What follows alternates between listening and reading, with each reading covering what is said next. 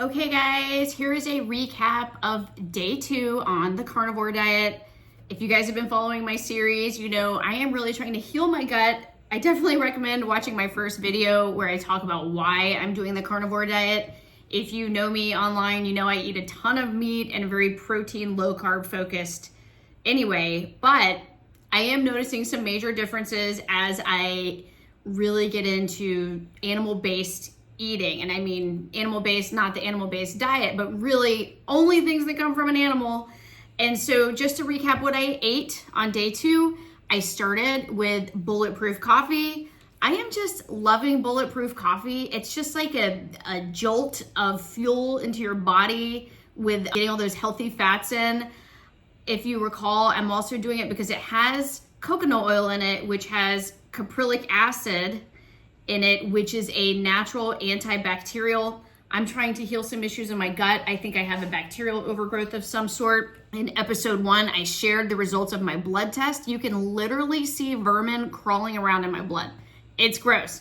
So anyway, I started with bulletproof coffee.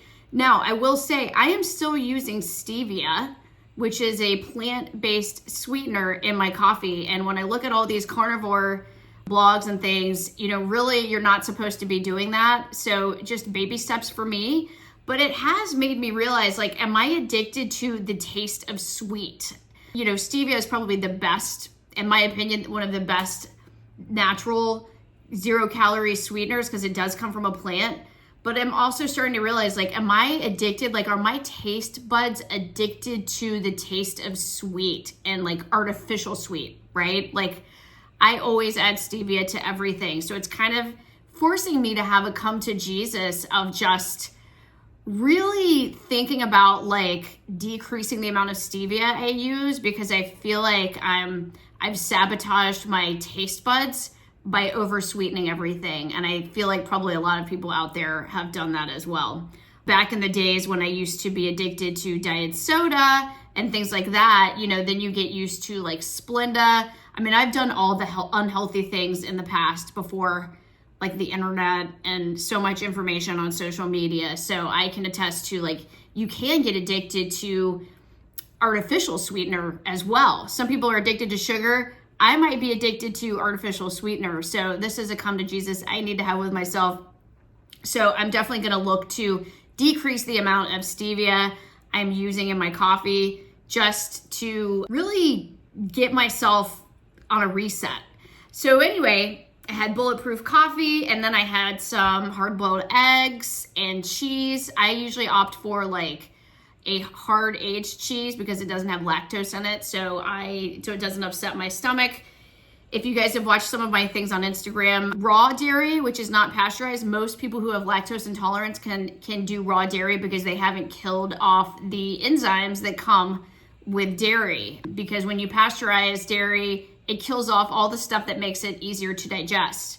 It actually really decreases the nutritional value as well. So anyway, so that's why I'm a fan of the aged cheeses, except for when I can find raw cheese. So that's just a side note. But raw dairy is hugely beneficial. Like, a lot of people have healed their gut with that, and I'm a fan when I can find it.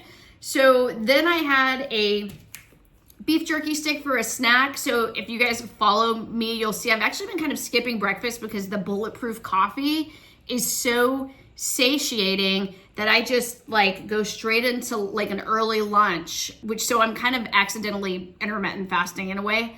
But yeah, it's awesome. That's why I love it. So then I had a beef jerky stick, and then I followed that for dinner with kalbi, which is a Korean style short ribs. I am in love with these. They sell them at Costco. They're flanken style short ribs.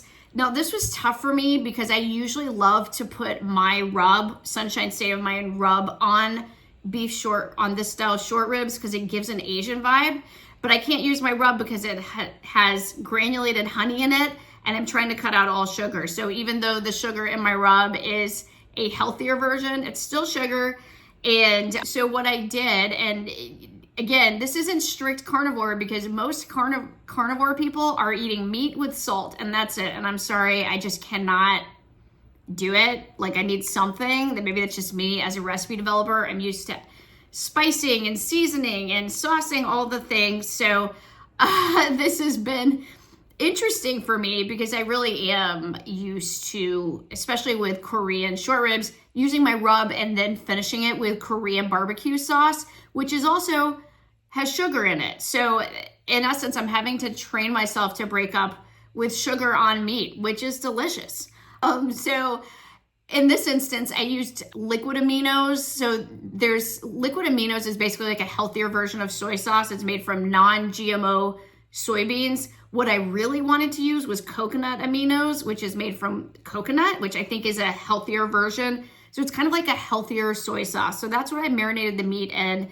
And then I actually made 2 dipping sauces of butter, but I did season them with barbecue rub, which again would be a no-no in the world of carnivore because they're, you know, it's no plants, which is no seasonings. I used my friend Amy and Rob's Captain's Choice rub, which is amazing. And then I used some curry. So I just wanted a little flavor in my butter. So I did a carnivore-ish beef Calbee short rib dipped in butter, in a flavored butter, essentially. So it was delicious. I'm really loving all the butter I'm eating. And I have actually lost, still down a pound. So I'll take it.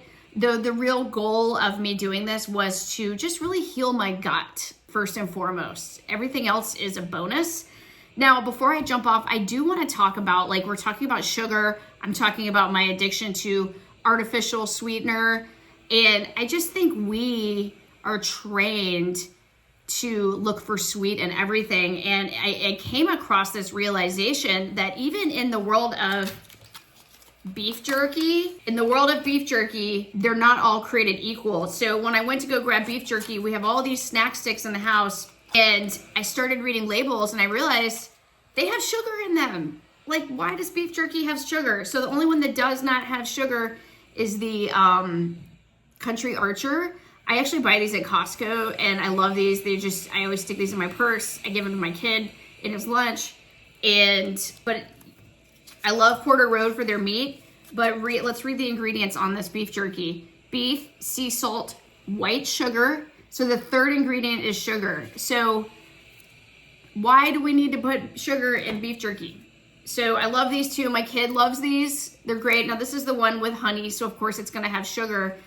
I'm out of the regular flavor, so I don't know if that one has sugar, but this one is, as you would expect, chicken, granulated honey, seasoning with more brown sugar. So while this is great for my kid, because at least I can get him to eat this if it's not too spicy, if you're really looking to cut sugar, you got to make sure you read those labels, because sugar is like lurking everywhere. It's like hidden in all the things. And I even am very low sugar, very high protein eater as it is before going carnivore. And I'm becoming more just like, wow, I can't believe these things have sugar in it. So it's forcing me to just recognize my daily sugar intake, even already being on a meat-centric diet. So I'm just gonna leave you all with that. Read your labels. I think that's what it's all about. And just recognize the hidden sugar that's in everything. And then for me, my takeaway is that I am addicted to the taste of sweet, and I need to train my taste buds to not be trained on artificial sweetener, which is even sweeter than sugar, right? So this is something I'm working on as I'm working on like resetting my body. So if you want to get the full recap on why I decided to start the diet, start at the first episode.